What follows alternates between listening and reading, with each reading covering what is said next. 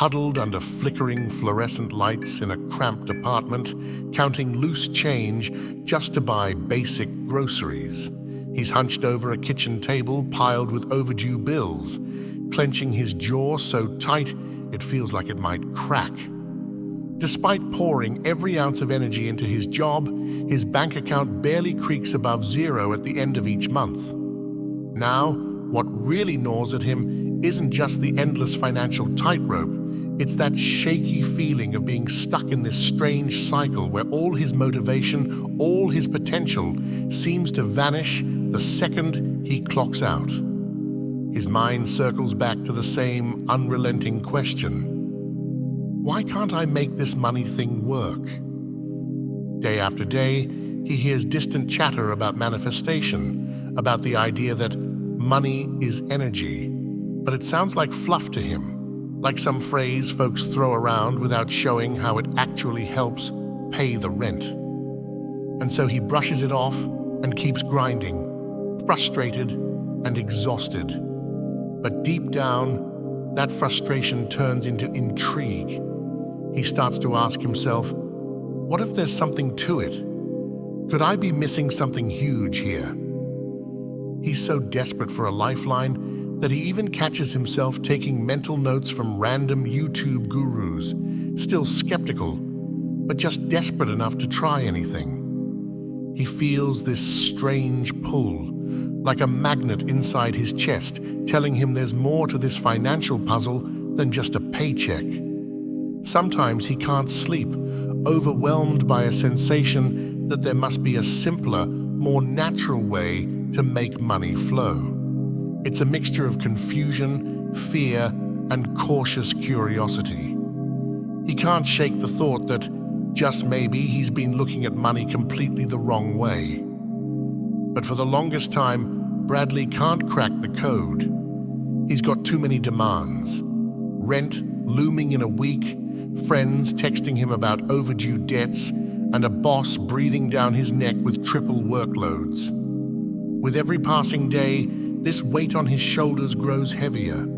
He wonders if he's doomed to chase money forever, like a hamster on a wheel. The tension settles in his stomach. He sees others, some less experienced or seemingly less deserving, making money with ease, like they've tapped into some secret source. The bitterness creeps in, but also a deep fear. What if he's just not good enough? This cycle of doubt festers, and one night, as he's pacing in his apartment, he recalls that lingering phrase, "Money is energy." The words hang in his mind, almost mocking him. If money is energy, how come it feels so scarce? How can one harness that energy in a practical way that pays real bills? That night, brimming with frustration, he decides to find out.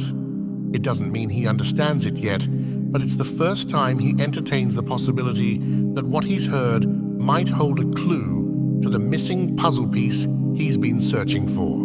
The next few days, he dives headlong into every resource he can get his hands on. Books, articles, random forums, trying to decode that puzzling statement. With every page, he toggles between skepticism and a strange sense of awe. Could it be that his relationship with money is fundamentally flawed? Is it possible that by clinging so tightly to the idea of chasing every dollar, he's actually pushing real abundance away? At first, this sounds borderline absurd to him. His entire life, he's been told that wealth demands a concrete hustle, that you trade your time or your skill for cash. End of story. Yet the more he studies, the more he senses that maybe money truly does function like a current, an energy field you can tap into if you know how to align your mindset and your actions.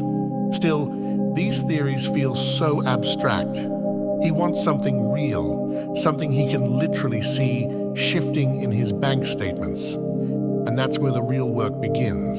Because if money is indeed energy, that means it's constantly in motion, looking for places to flow, looking for people who are open and prepared to channel it correctly. But how does one open to wealth? Bradley starts experimenting with small changes. He writes down honest and deeply personal reasons for wanting more money, like supporting his family without that stabbing anxiety or having the freedom to build something meaningful. He pinpoints the negative beliefs he's carried for years, that money is always scarce, that only greedy people care about wealth, that wealth inevitably corrupts. He begins to question, is money really the root of all evil, or have people simply misused it? Could money be more like a tool, just waiting for direction? Little by little, he recognizes that he's been living in a mental prison, believing that money is some outside force that he has no control over. The concept that money is energy finally starts to resonate. If thoughts and emotions carry energy, then everything he's projecting about money, his fear, his resentment, his desperate clutch, might be blocking him from letting wealth move freely in his life. But knowledge alone won't fix his financial reality. He needs to internalize it, to live it in a way that changes the actions he takes each day. So he pushes further. He forces himself to face all the guilt he's associated with wanting money. It's excruciating at first, almost like pulling teeth, because it means challenging everything he learned from family, friends, or even random TV commercials that paint wealth with suspicion or shame. But as he roots out these narratives, he discovers he's got more space in his mind. Space to imagine a life where money circulates from one dreamer to another, a life where creating value for others naturally draws abundance back to you. That's when things start to click. He notices small but significant shifts in how he interacts with opportunities. Jobs he once dismissed now reveal new paths to bigger possibilities. Conversations he used to avoid now lead to fresh connections. And it's not that the money is raining down from the sky. It's that he's changed his beliefs, and with that, changed his behavior. He stops seeing money purely as a limited resource he must cling to, and more as a flow he can harmonize with. The best part? He's not tricking anyone or spouting empty affirmations. He's aligning his purpose with the material side of life, blending the intangible mindset with the tangible strategic action. At first, he tests this new approach carefully, like stepping onto thin ice. But as the weeks pass, he sees real growth. He begins to realize that if he's genuinely adding value to the people around him, money tends to follow. If he's mindful about how and why he's spending and earning, money tends to reflect that focus. That's the essence of money being energy. It's about the alignment of intention, value, and exchange. Whenever he operates from a place of fear or desperation, he notices the flow stalls. Whenever he shifts back to a clearer, more confident mindset, it's like opening the gates again. This realization is both thrilling and terrifying. Thrilling, because he feels like he's unlocked a hidden dimension that actually makes finances simpler.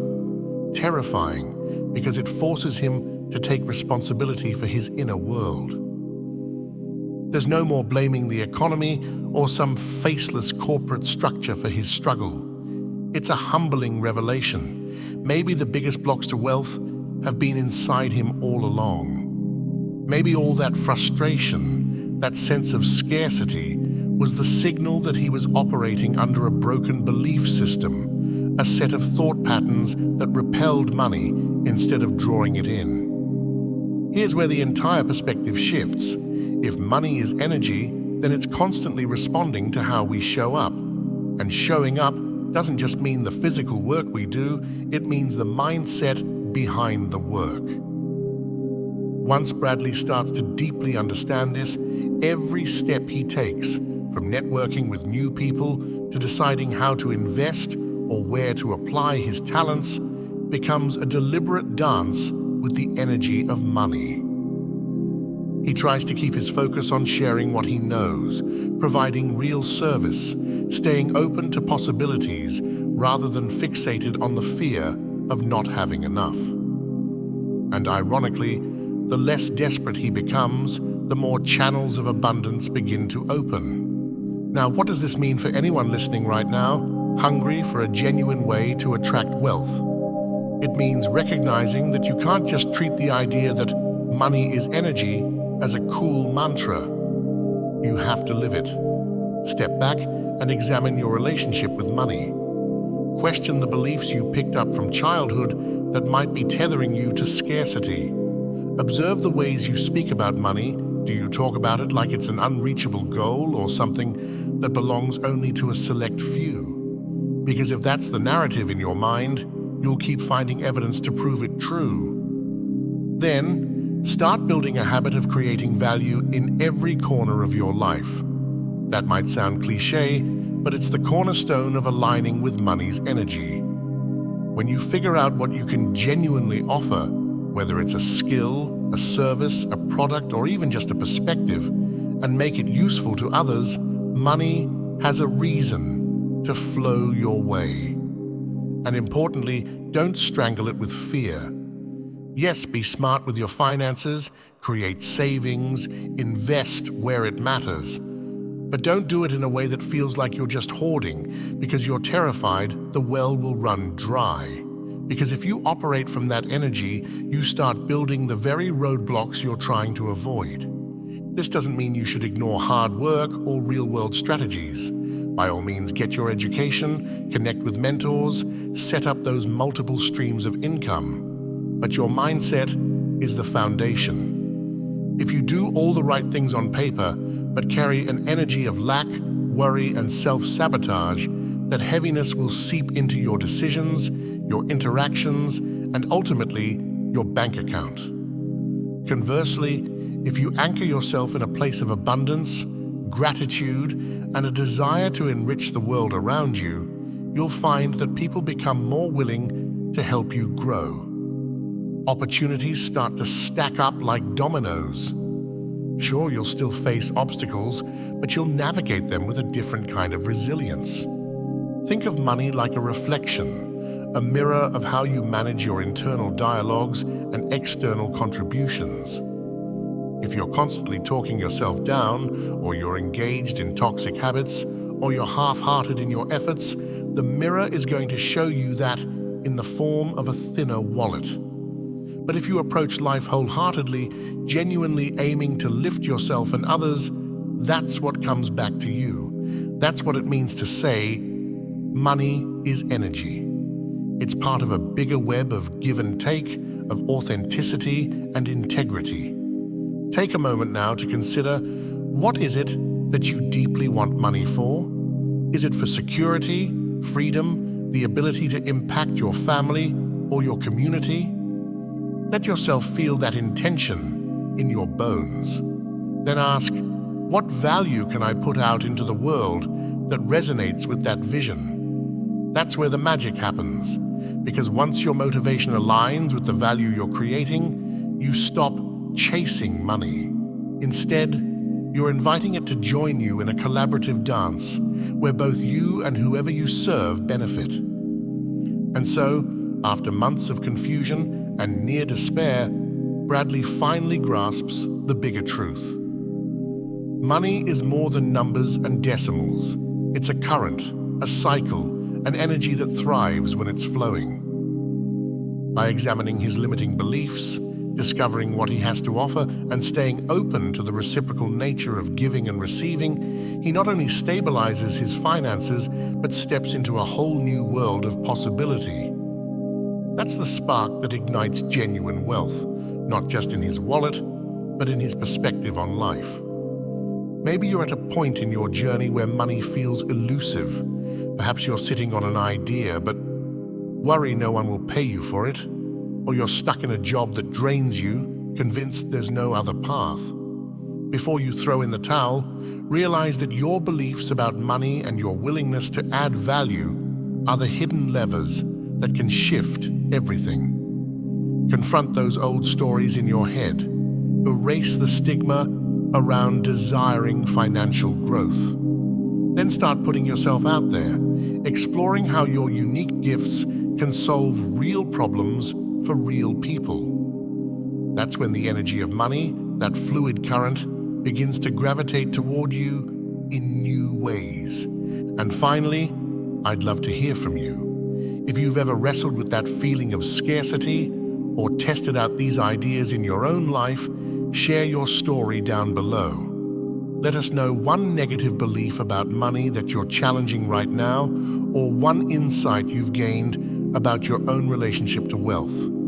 Because when we open up this conversation, we all learn together, and you might spark a breakthrough for someone else who's in a situation just like Bradley's. So that's the real secret behind money being energy. It's not some mystical quick fix, but a powerful shift in perspective that, if you fully embrace it, can transform both your financial status and your sense of inner freedom. It's about aligning your heart, your mind, and your actions so that you're not just chasing after dollars, you're magnetizing abundance by living in alignment with the value you bring. If you're ready for that kind of breakthrough, go challenge your limiting beliefs. Go reflect on your true motivations and watch what happens when you let money do what it's meant to do. Flow where it's appreciated, multiplied, and used for a higher purpose.